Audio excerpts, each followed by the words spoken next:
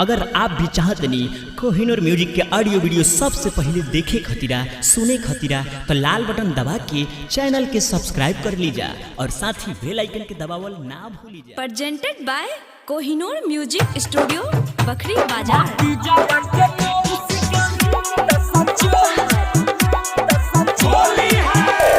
भक्ति जावा के मोन सिक रोम दसा चोली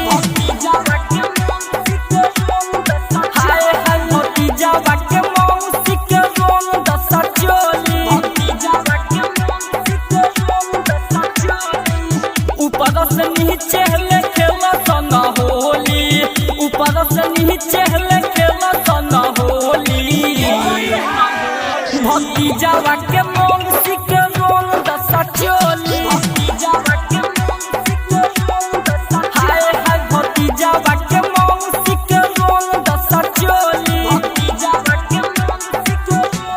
presented by Kohinoor music studio Bakhri Bazar. उजर उजर दुनु गोलिया पकड़ के फाड़ दस चोलिया देखे में लागेली ऐसे हरे अमर पाली होके जैसे हरे अमर पाली होके जैसे उजर उजर दुनु गोलिया पकड़ के फाड़ दस चोलिया देखे में लागेली ऐसे हरे अमर पाली होके जैसे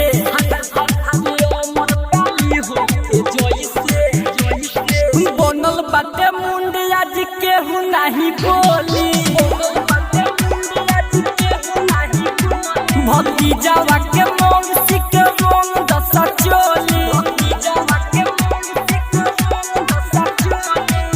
ऊपर से नीचे ले खेला सना होली ऊपर से नीचे ले खेला सना Holi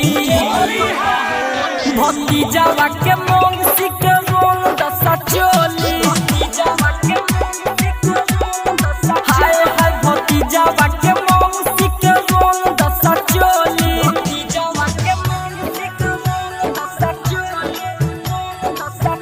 presented by Kohinoor music studio Bakhri Bazar. Vivek विशाल रंग डोली है सत्यमय अनिल नहीं छोड़ी है दीदी दीदी के तनु कहबू तबो नया हाजू बचबू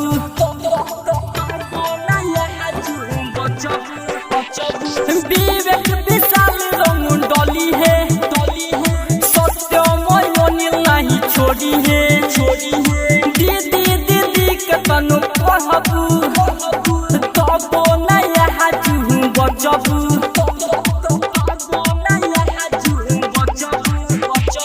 संदीप चंदन रंगी आज ढोरी भक्ति जावा के मोन सिक रोम दसा चोली ऊपर से नीचे ले खेला सना होली ऊपर से नीचे ले खेला सना होली भक्ति जावा के